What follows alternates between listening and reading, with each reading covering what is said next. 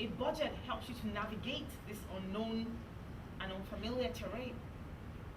Think about it. If you get on a plane and you say, and the pilot says, "Oh, welcome to flight number," I'm not sure what this flight number is. And I'm captain.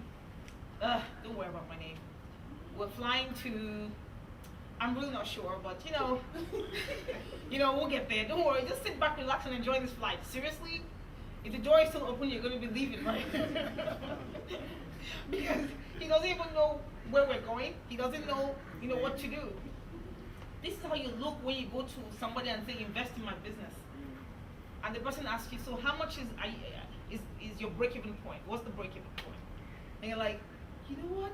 I know I love to organize lives. I know I like to make, fashion things. I love the cards, but I'm not really sure. Seriously? What are you telling the person? What?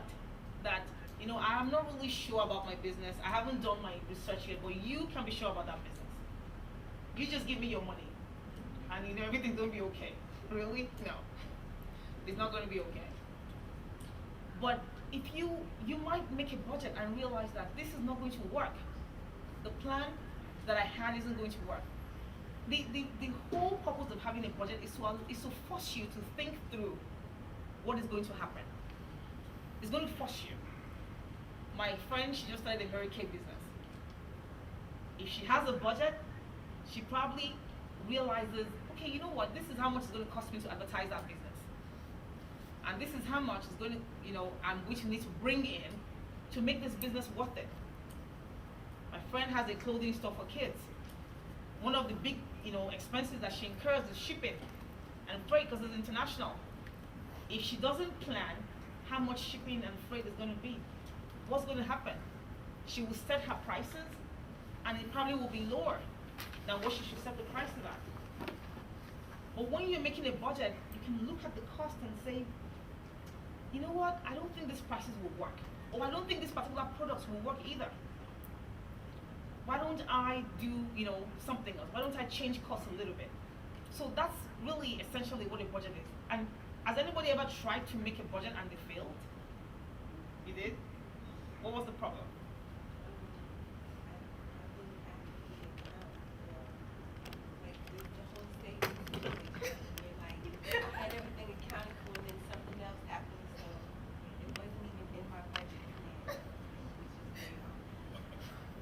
Okay. that happens to the best of us. But how do you think you can get over that problem in future?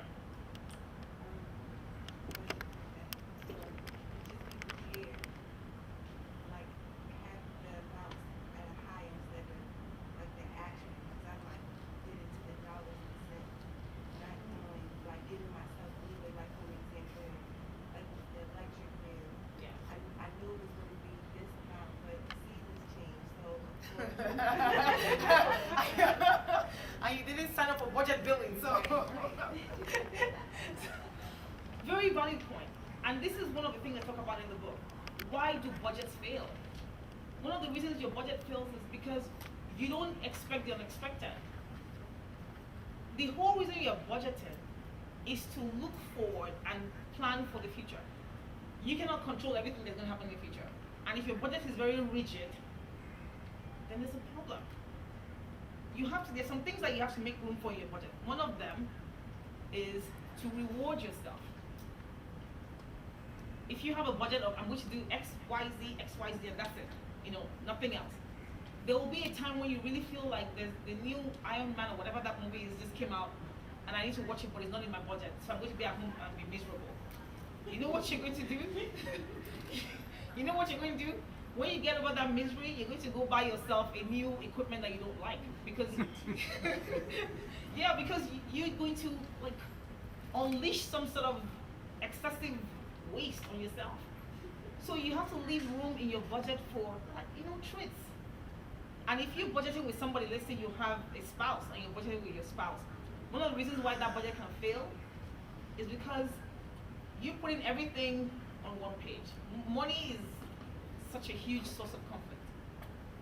Whether with your wife, your husband, your sister, your brother, your friend, whatever. If you have a money relationship with somebody, you're going to butt heads. So how do you make a budget work when you're budgeting with somebody? Does anybody know? Right. How do you make your budget work with your wife? Be realistic about the part they play in your spending and your earning. Okay. Because I think it's easy to brush it aside, like, you know, Yeah. like we'll figure it out. Okay. Both of you need to be on the same page. You have to agree on what you're spending. What if you're not on the same page? What if your husband is red and you're green? I will separate my money.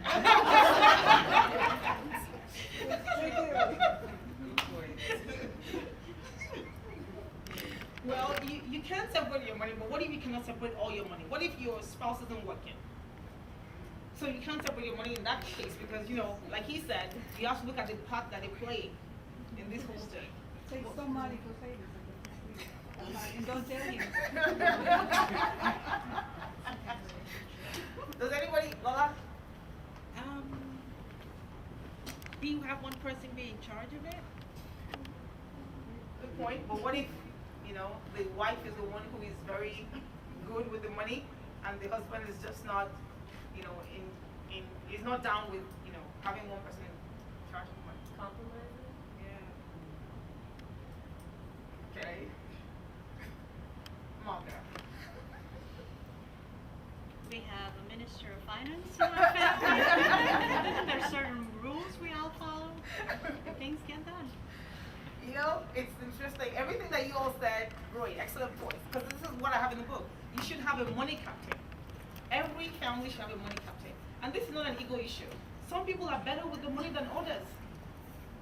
There's some people who are, like, the person who should be the money captain in your family shouldn't be the yellow. It shouldn't be the yellow person. Like, seriously, you guys are going to have nothing left. And the person who is the money captain shouldn't be the red person either. Maybe the blue person, me, can be the money captain. So that's one thing you can do, have a designated, captain for the money. But also, face reality of what's the person's role in this whole financial picture that you all have going on. And, communicate, be on the same page as much as you can. But also give people their space. If you have a business partner, or you have a partner in your house, your husband, your wife, whatever, let each person have something that they can control. Because remember what I talked about, the blue. You want to control stuff. Let the person have something they can control. You don't want to be the one making decisions about the money all the time. What about somebody else? And that's going to cause so much friction. So how about you have his port, has port, and our port. So there is like, Claire, if he decides to buy a Harley Davidson, like that my brother that just came in, that seems like something he could do. If he decides to buy a Harley Davidson and his wife is not down with it, fine, that's from his port. My sister here, she goes on vacation like every month. And she decides that, Dominican Republic is the next one. That's from her port. So, it's better to have those kind of like separations in terms of financial management. So now this brings me to the next point that people have been kind of talking about, the almighty credit cards. Does anybody not have a credit card here? You do not have a credit card. You do not have a credit card. You do not have okay, from all of you who didn't have credit cards, was there anybody who had credit cards at some point? Okay, so I'm going to start from you, Nsa. Why did you cancel yours? Or why did you?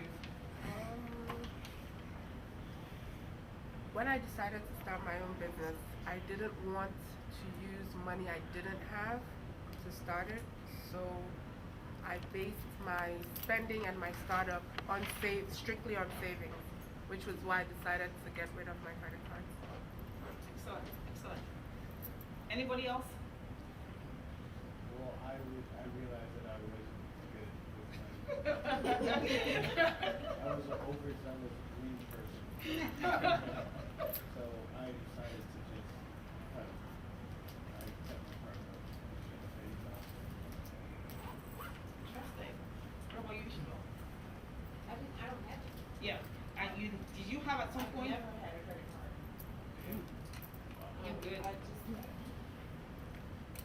never made sense to me why you had to have a credit card where I was going to wind up paying more for what I bought because of the interest rate.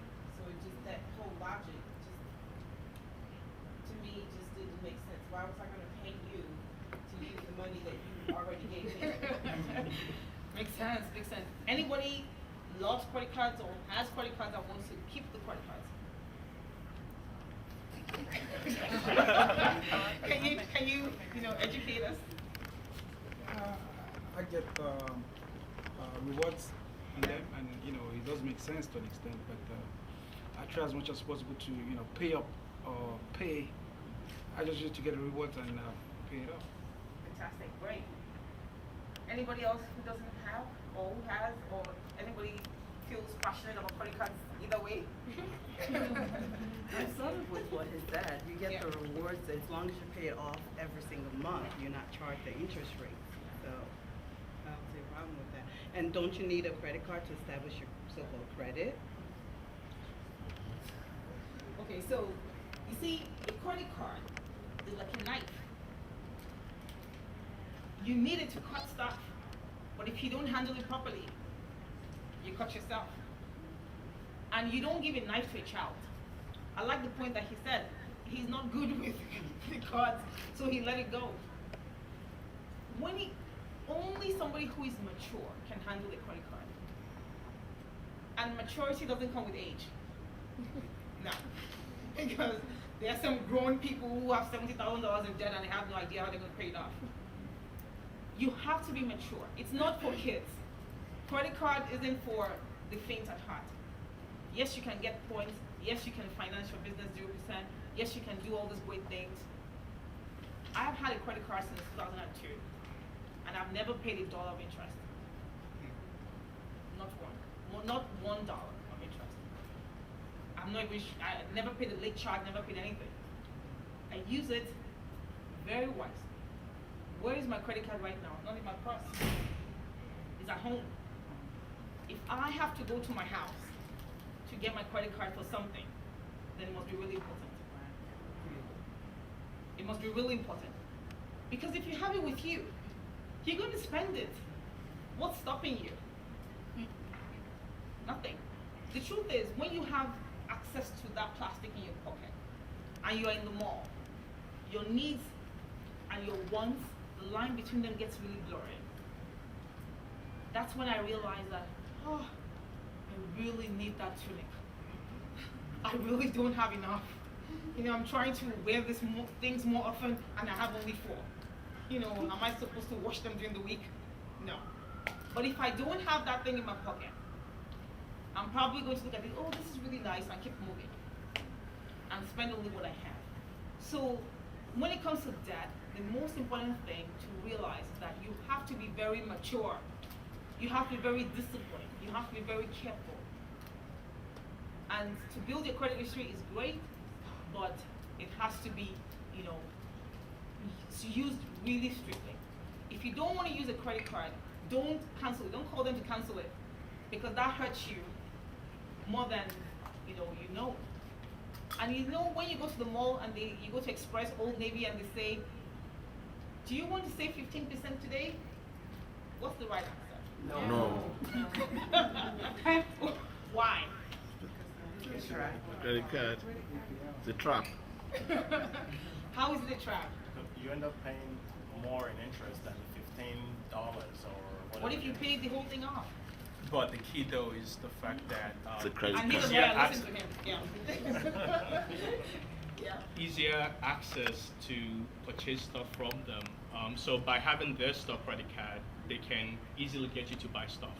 Essentially, it's just Before you know what's happening, if you have a Macy's card, you have a room full of pots, children's things, like everything that they sell.